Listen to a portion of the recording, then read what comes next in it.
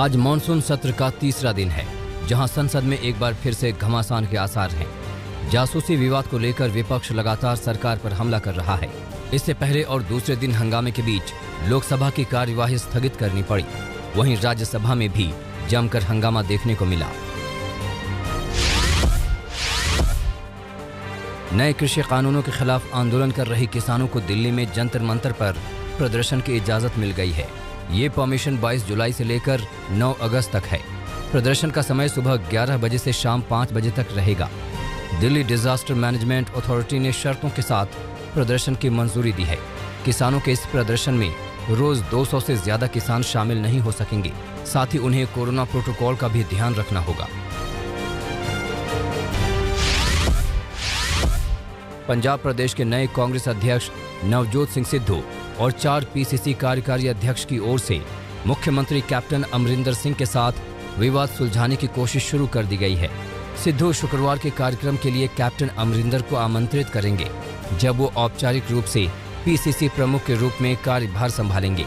निमंत्रण पत्र का प्रारूप तैयार कर लिया गया है और उस पर सिद्धू तथा सुनील जाखड़ समेत अन्य अध्यक्षों ने हस्ताक्षर कर दिए हैं। इसे जल्द ही कैप्टन को भेजा जाएगा। टीएमसी के शहीद दिवस पर आयोजित कार्यक्रम में बंगाल की मुख्यमंत्री ममता बनर्जी ने महागठबंधन की बात कही। ममता बनर्जी ने विपक्षी पार्टियों के नेताओं से अपील की है कि किसी एक दिन मीटिंग बुलाई जाए और आगे का खाका तैयार किया जाए। ममता ने विपक्षी पार्टियों के नेताओं से अपील करते हुए कहा कि लोकसभा चुनाव में अभी 3 साल बाकी हैं, लेकिन हमें बहुत जल्द शुरुआत करनी होगी। इसी महीने ममता 3 दिन के लिए 27 जुलाई को दिल्ली जा रही हैं और वहां 29 जुलाई तक रहेंगी।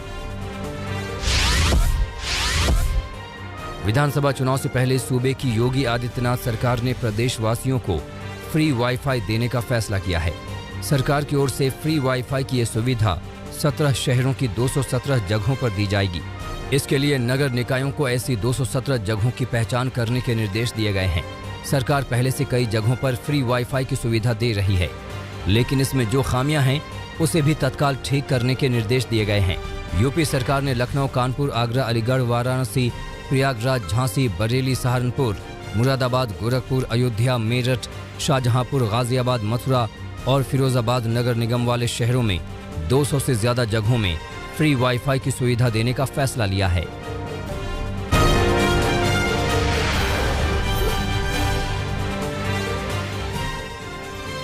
अमेरिका के सेंटर फॉर ग्लोबल डेवलपमेंट की एक रिपोर्ट में दावा किया गया है कि भारत में कोरोना वायरस संक्रमण से मौत का आंकड़ा 34 लाख से 49 लाख के बीच हो सकता है। संस्था ने जनवरी 2020 से जून 2021 तक का डेटा जुटाया है। उसके मुताबिक कोरोना से बने हालात भारत की आज़ादी और बंटवारे के बाद सबसे बड़ी मानवीय त्रासदी है। राहुल गांधी ने रिपोर्ट का हवाला देते हुए सरकार पर निशाना साधा है। असम में सीएए एनआरसी को लेकर संघ प्रमुख मोहन भागवत ने बड़ा बयान दिया है। मोहन भागवत ने कहा कि सीएए एनआरसी से किसी भी हिंदुस्तानी की नागरिकता को कोई खतरा नहीं है। एनआरसी सीएए को हिंदू मुस्लिम विभाजन की तरह पेश किया जाना पॉलिटिकल साजिश है। वहीं संघ प्रमुख ने मुसलमानों की बढ़ी जनसंख्या को साजिश करार दिया। भागवत ने कहा कि हिंदुस्तान में 1930 से योजनाबद्ध तरीके से मुस्लिमों की संख्या बढ़ाई गई ताकि भारत का विभाजन किया जा सके। अब सीएए एनआरसी ये किसी भारत के नागरिक के विरुद्ध बनाया हुआ कानून नहीं है।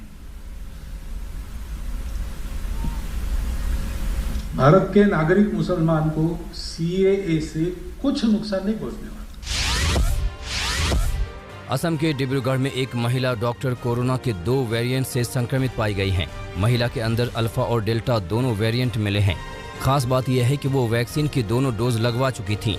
अस्पताल का कहना है कि महिला अभी ठीक है और उस पर लगातार नजर बनाए हुए हैं। राजकुंद्रा पर पुलिस का शिकंजा तेज हो रहा है। कुंद्रा के दफ्तर में पुलिस ने छापेमारी की है, जहां सामान जब्त किया गया है।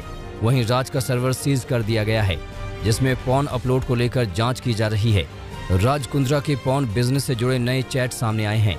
इन चैट से पता चलता है कि उनके पास अपने इस बिजनेस को ऊंचाइयों पर ले जाने का प्लान भी तैयार था। पॉर्न कंटेंट लोगों तक पहुंचाने के लिए जिससे हॉट शॉट्स ऐप का इस्तेमाल किया जा रहा था, उसे 2020 में पहले एप्पल और बाद में गूगल ने अपने प्ले स्टोर पर बैन कर दिया था। इसका सीधा असर कुंद्रा की पॉर्न कंटेंट से होने वाली कमाई पर हुआ, जिसके चलते उन्होंने प्लान बी के तहत नए ऐप बॉली फेम को तैयार कर लिया।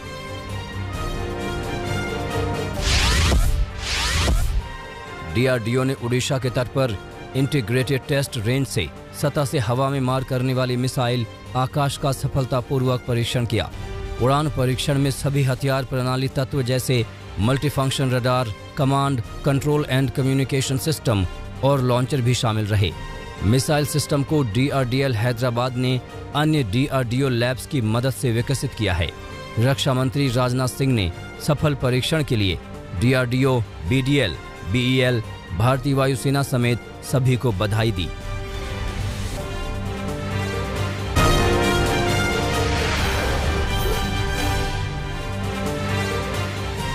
नोएडा पुलिस ने गाड़ियां चुराने वाले एक गिरोह का पर्दाफाश किया है। पुलिस ने इस मामले में 3 आरोपी पकड़े हैं। पुलिस के मुताबिक पकड़े गए आरोपियों के पास से चोरी की 2 कारें और चोरी की 16 बाइक बरामद हुई हैं। पुलिस ने आरोपियों के पास से हथियार भी बरामद किया है। पुलिस अब पूरे मामले की तफ्तीश कर रही है और पता लगा रही है कि इन आरोपियों ने और कहां-कहां चोरी की वारदात को अंजाम दिया है। गाजियाबाद के लोनी इलाके में तैनात सब इंस्पेक्टर लव कुमार को एसएसपी अमित पाठक ने सस्पेंड कर दिया है। आरोपों के मुताबिक लोनी इलाके में 2 लड़कियां गायब हो गई थीं। लड़कियों के परिजनों ने उनके पास गुमशुदगी की रिपोर्ट भी दर्ज कराई थी, मगर सब इंस्पेक्टर ने लड़कियों के परिजनों से पुलिस की गाड़ी में डीजल डलवाने के लिए पैसे मांगे, जिसे देने के लिए पीड़ित परिवार ने अपने घर की गाय बेच दी। एसएसपी के संज्ञान में मामला आने के बाद सब इंस्पेक्टर को सस्पेंड कर दिया गया है और लड़कियों को जल्दी तलाशने के निर्देश दिए हैं। असम के बोगाई गांव में पुलिस मुठभेड़ में सुपारी माफिया अब्दुल मन्नान के पांव में गोली लगी है। जानकारी के मुताबिक अब्दुल मन्नान की गिरफ्तारी के बाद पुलिस उसे अपराध वाली जगह पर शिनाख्त के लिए ले गई थी, मगर लौटते वक्त आरोपी ने पुलिस पर हमला करके भागने की कोशिश की। आरोपी ने पुलिसकर्मी का हथियार भी छीनने की कोशिश की। इस मुठभेड़ में आरोपी के पैर में गोली लगी और उसे अस्पताल ले जाया गया।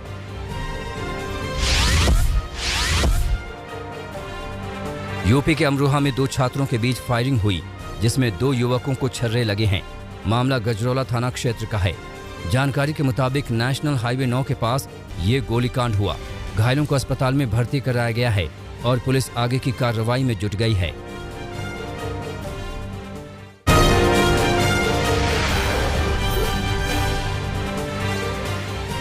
चीन के हेनान प्रांत में आई बाढ़ में कम से कम 25 लोगों की मौत हुई है। रेस्क्यू के लिए चीनी सरकार बड़े पैमाने पर सेना की मदद ले रही है। बाढ़ से 12.5 लाख के करीब लोग सीधे तौर पर प्रभावित हुए हैं।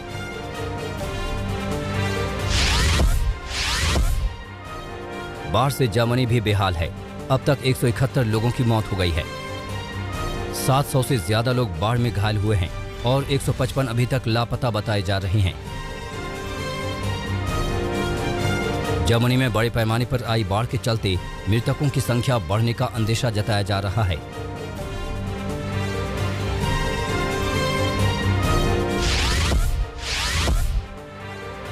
कैलिफोर्निया में जंगलों में लगी आग नहीं थम रही है। अब तक 158 वर्ग किलोमीटर तक आग फैल चुकी है।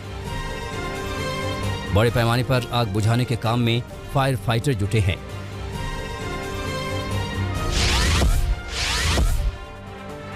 साउथ कोरिया में कोरोना के एक दिन में रिकॉर्ड 1784 मामले सामने आए हैं। 2300 से ज्यादा मामलों की जांच में 40% केस डेल्टा वेरिएंट के मिले हैं,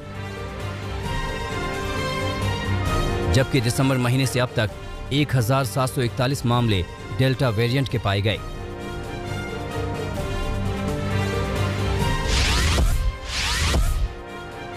दुनिया में अब तक कुल 41,33,000 से ज्यादा लोगों की कोरोना से जान जा चुकी है। महामारी से संक्रमितों का आंकड़ा 19 करोड़ 22 लाख के पार पहुंच चुका है।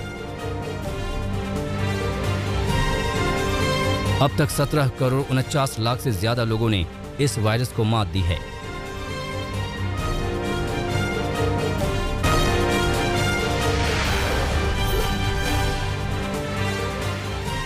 ऑस्ट्रेलिया के ब्रिस्बेन शहर में 2032 के ओलंपिक खेल होंगे। अंतर्राष्ट्रीय ओलंपिक समिति ने ब्रिस्बेन को 2032 में होने वाले ओलंपिक खेलों की मेजबानी करने का अधिकार दिया।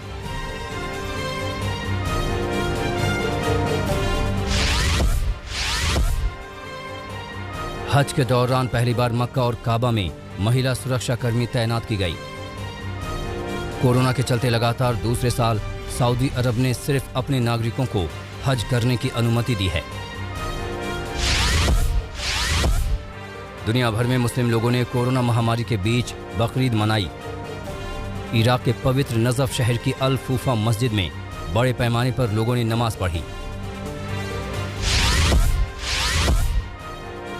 पूर्व हॉलीवुड प्रोड्यूसर हार्वी वाइनस्टीन को एक रेप केस के लिए न्यूयॉर्क से कैलिफोर्निया प्रत्यर्पित किया गया।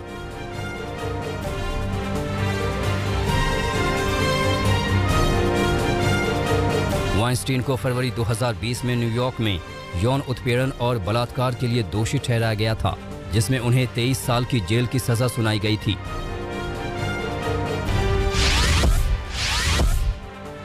जेफ बेजोस की अंतरिक्ष यात्रा के दौरान अंतरिक्ष यान के अंदर की तस्वीरें सामने आई हैं।